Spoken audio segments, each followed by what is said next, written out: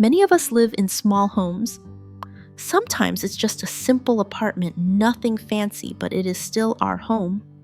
It's where we rest, live, and slowly build a life we care about. Over time, we collect more things, useful things, meaningful things, things we thought we needed. And little by little, the space starts to feel tighter. Moving around becomes harder. The home begins to feel heavy instead of supportive. I believe this feeling doesn't come from having a small home. It comes from spaces that no longer work with how we live. You don't need a bigger apartment to feel comfortable. What you need are organizing habits that truly fit your current space and your real daily movement. In today's video, I want to share practical, honest ways I organize my home to create clear paths, breathing space, and ease in everyday life. Let's start with how we actually move inside our homes. Now we begin with part 1, observing your daily path. I observe how I actually move through my space. Not how I want it to look, not how it appears in photos, but how my body navigates it during a normal day. I pay attention from the moment I wake up. I notice the path from the entrance to the kitchen, from the kitchen to the living room. These areas naturally become the main movement routes, even if I never planned them that way. I walk through them repeatedly, often while distracted carrying things or rushing. That's when problems reveal themselves. I think back to the small moments that usually go unnoticed. The times I brushed against a table edge while leaving in a hurry. The narrow spot where I always slow down when holding laundry. The place where bags hit the wall when I come home with groceries. These are not accidents. They are signs that the space doesn't support my daily rhythm. I also notice how different areas make me feel. Wider paths allow me to move freely and calmly. Narrow or crowded ones create tension without me realizing it. Even when everything is technically tidy, a tight walkway can make daily life feel heavy and rushed. Once I started seeing my home this way, my approach to organizing changed completely. Instead of starting with storage boxes or furniture rearrangement, I begin by respecting these familiar paths. I clear obstacles, widen movement zones, and prioritize flow over appearance. This observation becomes the foundation for every change. When movement feels natural and unblocked, the home quietly supports me and daily life becomes lighter without any dramatic effort. Once I understood where my body naturally moves, the next step became obvious. Those paths needed space. Observation alone wasn't enough. I had to physically clear the way.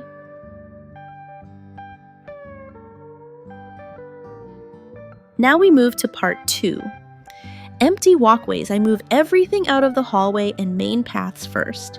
Shoes, baskets, small shelves, decorative stools, anything that doesn't belong to movement itself gets relocated, even if only temporarily.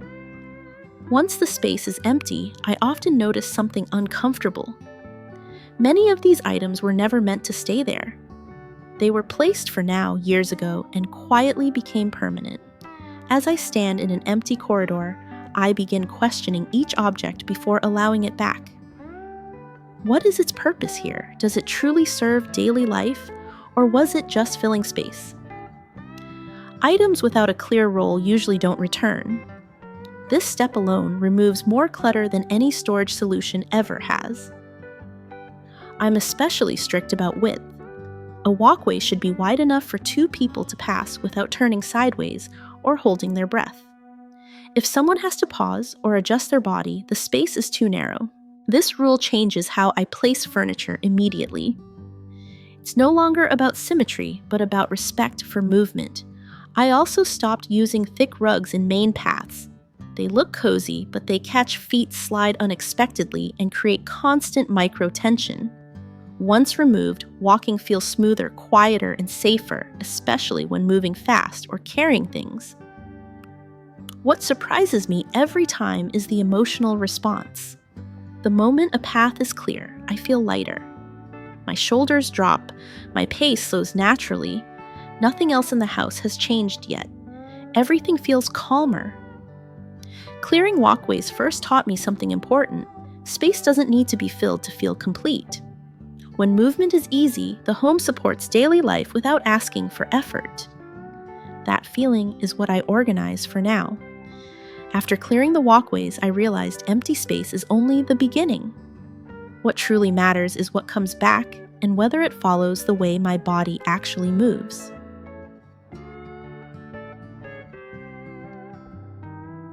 Now we continue with part 3, organizing along your movement. I organize my home by following one quiet principle. I arrange objects along the natural direction my body moves. Instead of forcing myself to remember systems, I let my hands, steps, and habits lead the placement. I started noticing small moments of unnecessary effort. Turning back to grab keys, reaching across a room for something I use daily, taking extra steps in the kitchen without realizing how tiring they felt over time. None of these actions were difficult on their own, but repeated every day they created invisible fatigue. So I began placing items exactly where my hand naturally reaches when I walk past. Keys live right by the door, not inside a drawer that requires stopping and opening. Shoes are aligned in the direction I step into them, not turned sideways or stacked for appearance. When I leave the house, my body flows forward without interruption. This approach changed how I organize the kitchen most. Cooking tools stay close to the stove. Washing tools stay near the sink. I no longer cross the space multiple times just to finish one simple task. The kitchen became quieter, not because it looked minimal, but because movement felt logical. What surprised me was how much mental space this freed. When I no longer had to remember where things were or force myself into awkward motions, daily routines felt gentler. I stopped blaming myself for being disorganized and instead adjusted the environment to support me. Reducing unnecessary movement doesn't make life smaller, it makes it lighter. When a home follows the body instead of resisting it, energy is saved quietly, hour by hour. This is the kind of organization that doesn't demand discipline. It simply works with who I already am. As objects began working with my movement, furniture stood out. Even when items were placed, large pieces still shaped how freely I could move through the space.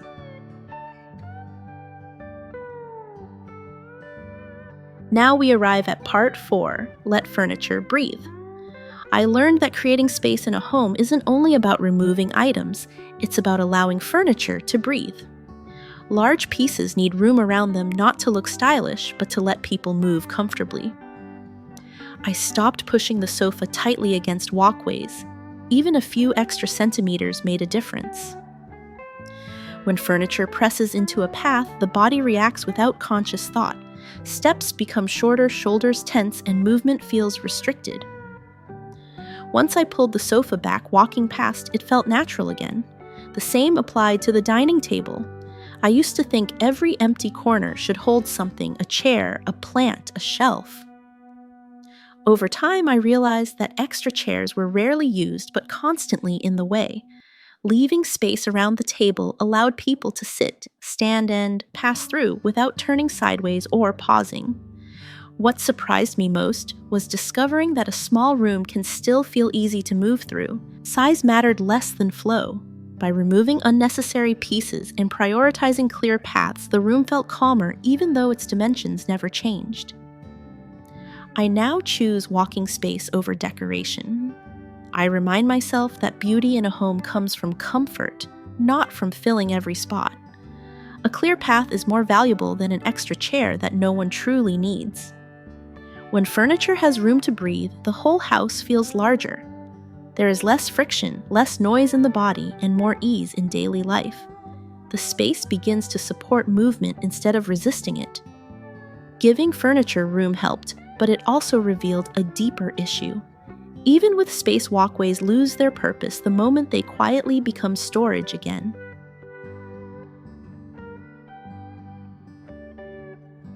Now we move into part 5, protect your walkways. At first, I didn't notice how often I place things in hallways. A basket waiting to be sorted, a box just for today, a bag I would deal with later. These items always felt temporary, but somehow they stayed. Over time, the walkway became a holding area and clutter never truly left, it just shifted. I began to see that this habit was the real reason the house felt messy again so quickly.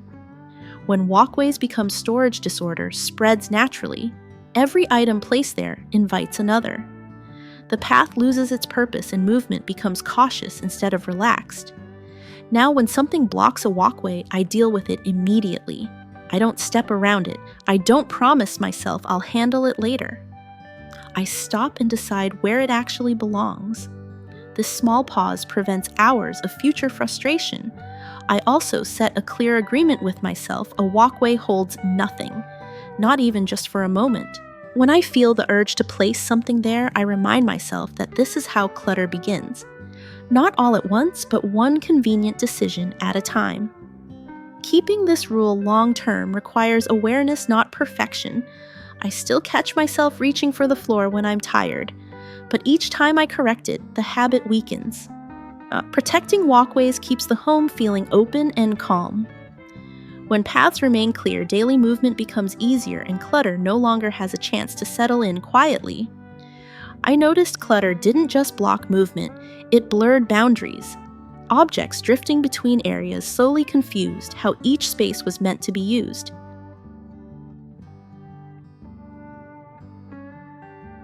Now we begin part 6, separating spaces.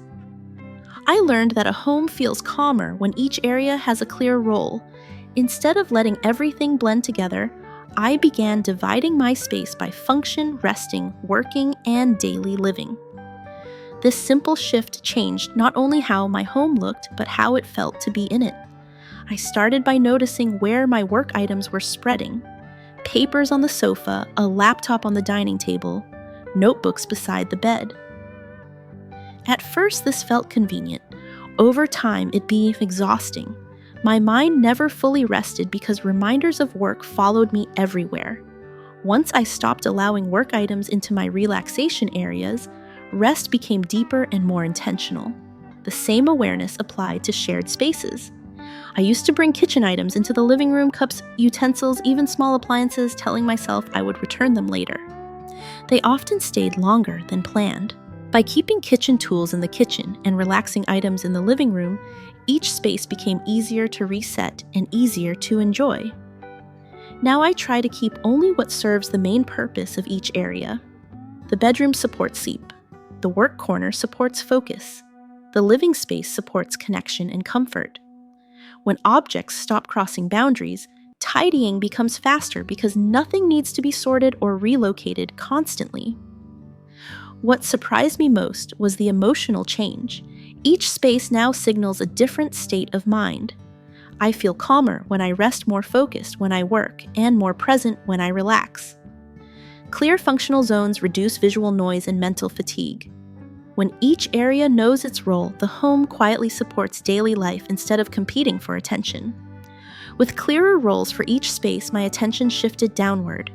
Even when zones made sense, too many items on the floor still interrupted flow and comfort.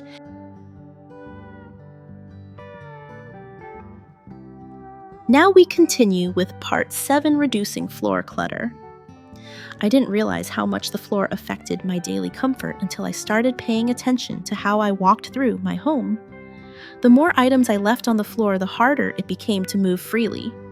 A bag placed beside the table, a box tucked under a chair, a stack of items waiting to be sorted.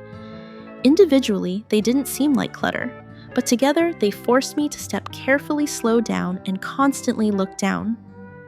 Movement stopped feeling natural. Once I noticed this, I began reducing what stayed on the floor. I chose to hang items whenever possible or place them on higher shelves. Even everyday objects felt lighter when they were lifted off the ground. The space immediately became easier to navigate, especially in narrow areas. I also stopped storing things under tables and furniture. While it seemed like a smart use of space, it made cleaning harder and encouraged accumulation. When items are hidden at foot level, they are often forgotten. Putting them into cabinets instead gave them a clear place and reduced visual noise. Keeping the floor clear changed my routines more than I expected. Cleaning became faster because there were fewer obstacles. Walking at night felt safer without the risk of tripping. I no longer needed to move things aside just to pass through a room. Most importantly, the house felt lighter. Even without changing furniture or layout, empty floor space created a sense of openness and calm. When the floor is clear, the entire home feels easier to live in. As the floor opened up, furniture became more noticeable. Some pieces no longer felt supportive. They felt oversized, shaping the room more than the life inside it.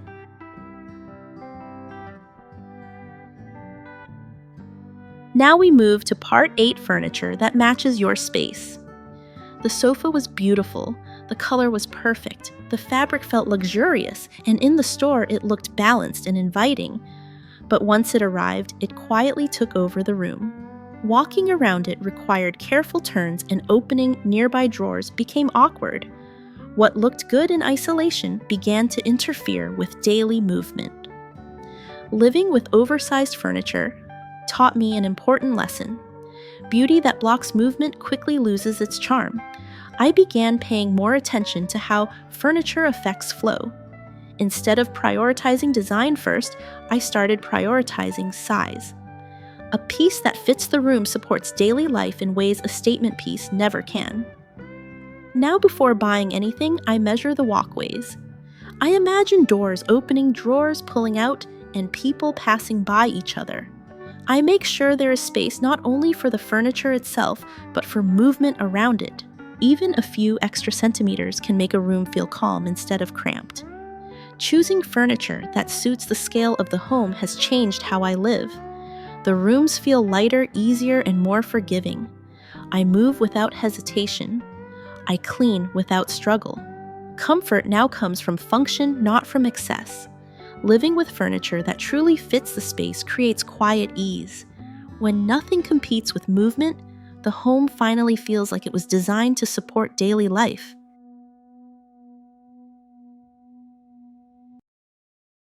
Now we begin Part 9, the Stop, Return, Move On habit.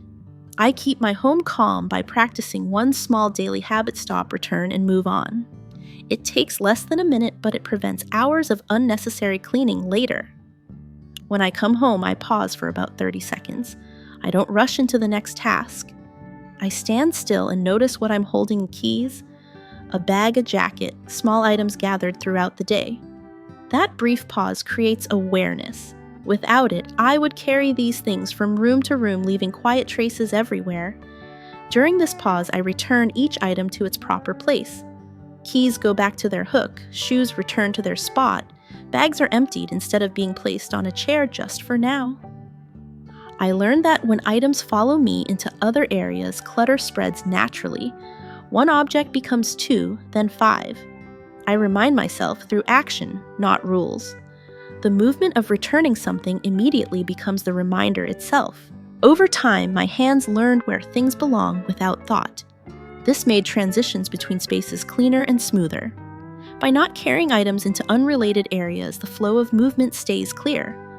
Walkways remain open, surfaces stay lighter. No single space becomes overloaded with objects from another part of the house. What I appreciate most is that this habit removes the need for big cleanups. Instead of setting aside time to reset the house, I quietly maintain it every day.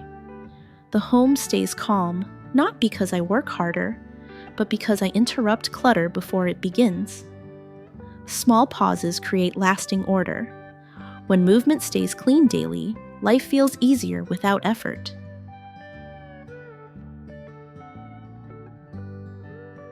Now we arrive at Part 10, form of self-care. I no longer see clear walkways as a cleaning rule. I see them as a quiet form of self-care. The way I move through my home affects how I feel, often more than I realize. When paths are open, my body relaxes. I walk without hesitation, without watching every step. That ease carries into my mood. Fewer obstacles mean fewer moments of irritation. No bumping into chairs, no sidestepping piles, no small frustrations that build throughout the day. Clear movement also saves energy. When I don't need to adjust my body constantly, I feel less tired by the end of the day. The home stops asking for effort and begins offering support. This shift was subtle, but once I noticed it, I couldn't ignore it. What surprised me most was the sense of control it gave me. Clear paths made me feel present and capable in my own space. Instead of reacting to mess, I felt like I was guiding my environment with intention. The house worked with me, not against me. I stopped treating this habit as something extra I had to maintain. It became part of how I live. Just like opening a window or making tea, keeping walkways clear is now a natural part of my rhythm.